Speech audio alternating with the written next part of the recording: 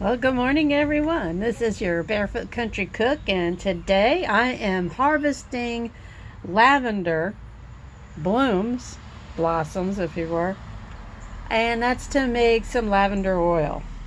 So I've got my glass jar, I've got my sweet almond oil, and I'm going to show you my lavender.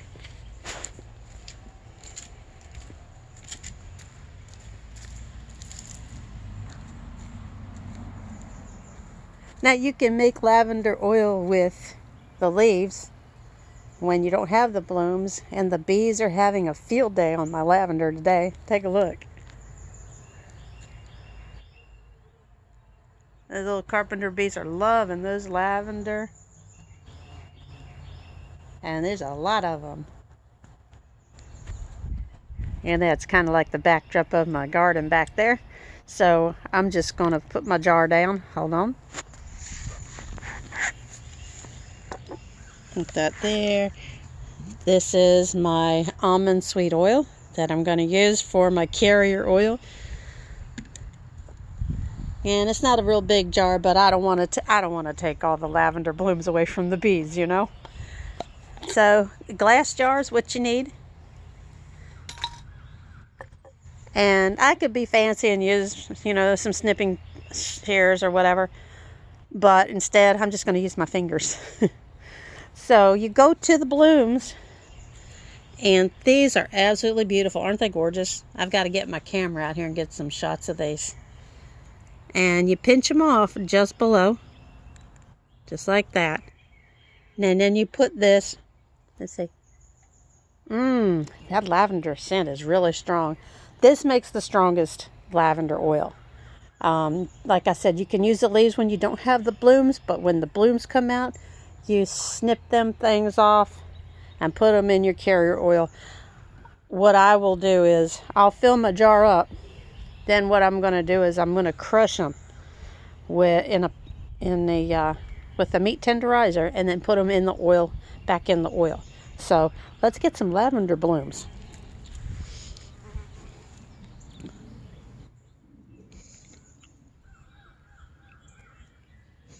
Now I'm only going to pinch off about every other one, because I don't want to take away from the bees pollinating, because that will help my garden out. They're going to pollinate between the lavender and other things. Just like this.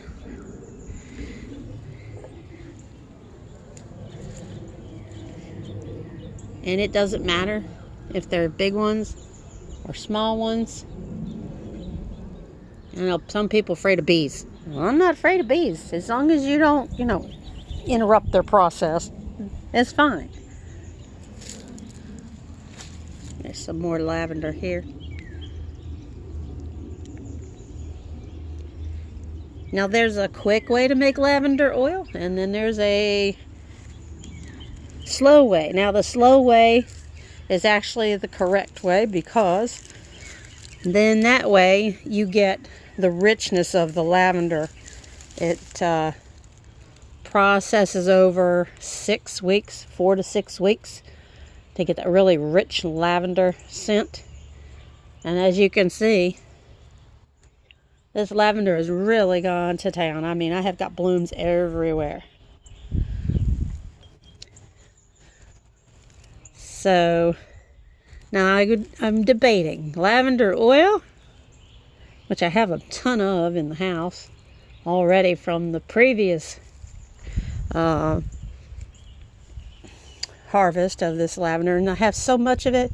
I think I'm going to make some lavender rose perfume, and that's going to require,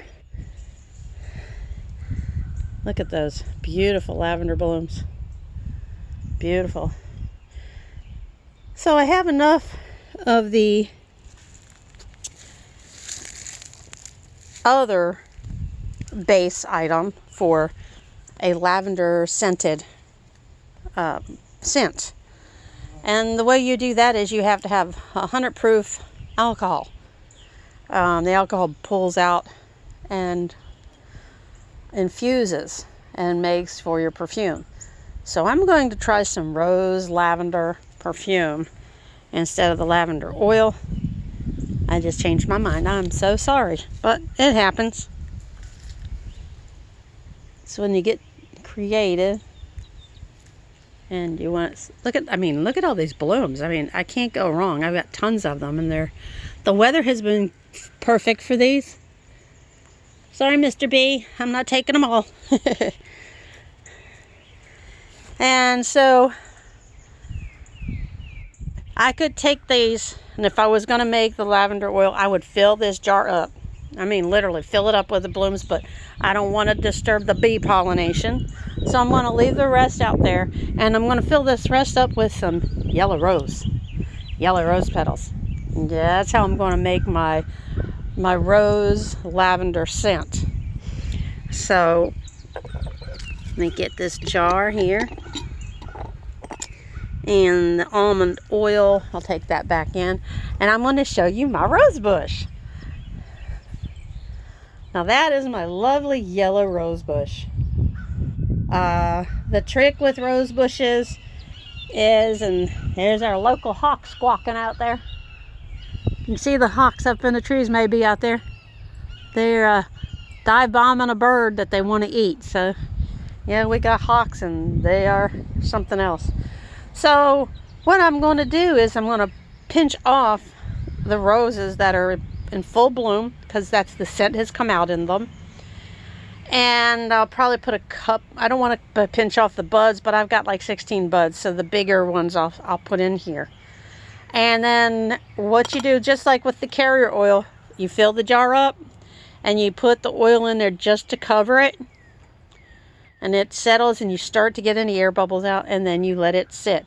Now when you're making scents, or the scent to put in, say, like your essential oil creams, or if you're making your own homemade shampoo, to have a scented shampoo, you want it to sit in the dark, and you want to sit in the dark for at least a week in 100%, 100 proof, actually, alcohol.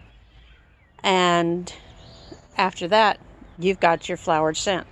So let me show you close up these beautiful yellow roses. This one's not so perfect, but, and when you're pinching off a rose, you want to do it right where the leaves junction is. So down in here. And I should have brought my little snips for these guys. So let's see what I can do. Maybe this hand will be better. I usually can pick them off. There we go. So you pick it right where the junction is, where this little V is. If there was a flower on this stem here, this is the one that I would pinch off. So I've got this one. And let all these lovely buds. Some more baby ones coming. I counted there's at least 16 buds on here, and here's a real pretty one hanging out right underneath. Very beautiful yellow rose. Since I have so many buds, this thing is just going to be full. And there's that one. So now I've got two, lots of petals, and that's what I'm looking for. Now, there's a little bit of yellowing of the leaves here, and that has to do with the soil, so I got to do a little soil treatment for it. It's either too acidic or it's too alkalinic. You want to pull those yellow leaves off. If your roses start getting these, you want to pull them off, because they're drawing nutrients from the plant away from the healthier part. So I do have a spray for fungus and whatnot. You can also use a solution, a spray bottle of just some mild dish soap and water if you notice any bugs of any kind. So I gotta get out my little recipe book on how to treat the yellowing of the leaves. But as you can see, even those few leaves turning yellow like that, it's not keeping this rose bush from blooming. And it has some beautiful blooms on it. So I'm going to take these two small ones, these small buds, Actually, one of them I'm going to leave because I want to get a photo of that for the memory of my grandfather. That's exactly what I'm going to do. And there's one down here. Very pretty. Really pretty. I planted this rose bush in memory of my grandfather. Now my red rose bush is over here, and it's got some new shoots on it, doing really, really well. The new shoots always have a little bit of red to them, and it's doing really well. Eventually, it's going to produce some beautiful roses, as I'm sure. So, fill up your jar with your lavender buds, and if you want to release some of it faster, you can always take the lavender buds in a saucepan, stainless steel preferably, on top of the stove, put your oil in there with it, and you heat it up and let it simmer for about an hour to 2 hours, and then you can put it in a jar and then put it in the sunshine to finish the curing of it for a faster blend. So I'm going to take my little rose petals inside. Gonna make me some perfume, some rose and lavender perfume, and we'll see you back in the kitchen. Right now I'm gardening.